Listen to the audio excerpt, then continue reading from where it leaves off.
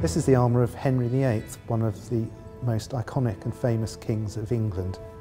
Much more than a portrait, we've got a 3D vision of Henry, and it shows you some surprising things about his physique. As a young man, Henry, over 6 foot tall, was quite an imposing figure. He was a very good sportsman. His first tournament, he was 15 years old.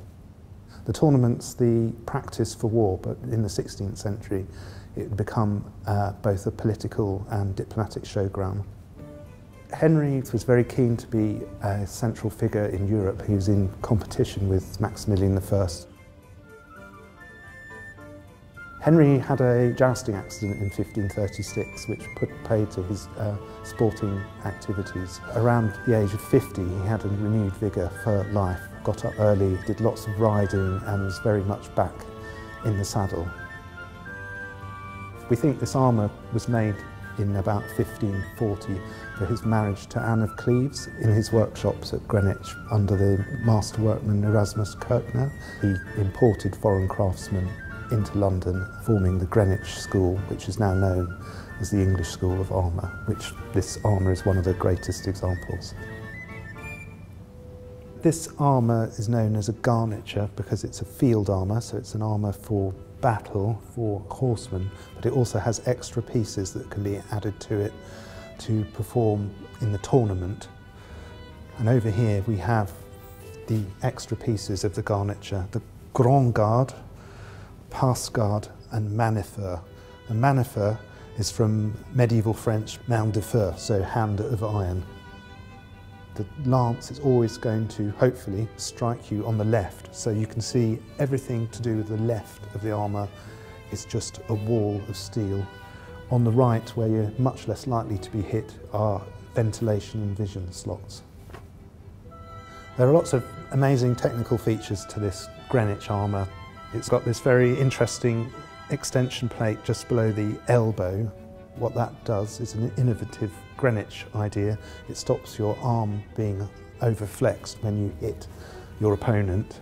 These bolts and pins attach the extra pieces that are specifically worn for the tilt. These haute pieces on the shoulders are removable, but they're again an idea to stop sword cuts sliding up the arm and going towards the head. You've also got the sabatons, which are the height of fashion, bare paw of the time. You wouldn't have an armour with unfashionable shoes. Henry had a substantial waistline of about 138 centimetres. On top of that, the back and breast has 2 sets of hasps at the waist with 3 settings, so it can be extended or contracted. And then 2 roughly 5 centimetre plates have been added to the back plate, so it tells you he was a substantial man.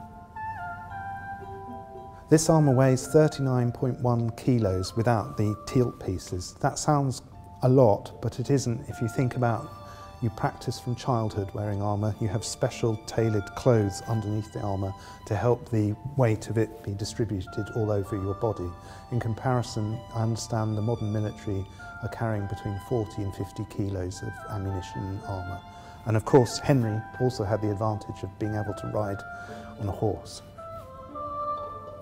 One of the really fascinating things about all armour is what it's made of. We've looked at this armour by taking minute samples from 7 areas on it, ranging from the greaves to the helmet, and you can see the crystal structure. And from that, we found out that this armour is heat treated in various ways. The Greenwich armourers were trying to experiment and improve not only the form of their armour, but what it was made of. If they got it right, they could make it 4 or 5 times harder. As part of the Conservation and Research Programme, this armour has been studied and conserved and remounted. So the 1914 pose has gone and been replaced by a new armature mimicking the famous Holbein portrait of Henry VIII for a new catalogue that's coming out on European armour in the Royal Collection. We've been to the Tower of London and had a cast copy made of the carved wooden head that represents Henry VIII. In this film, we've removed the visor from the helmet, so you get an exciting and vivid impression of what it would have been like to see Henry VIII in his armour.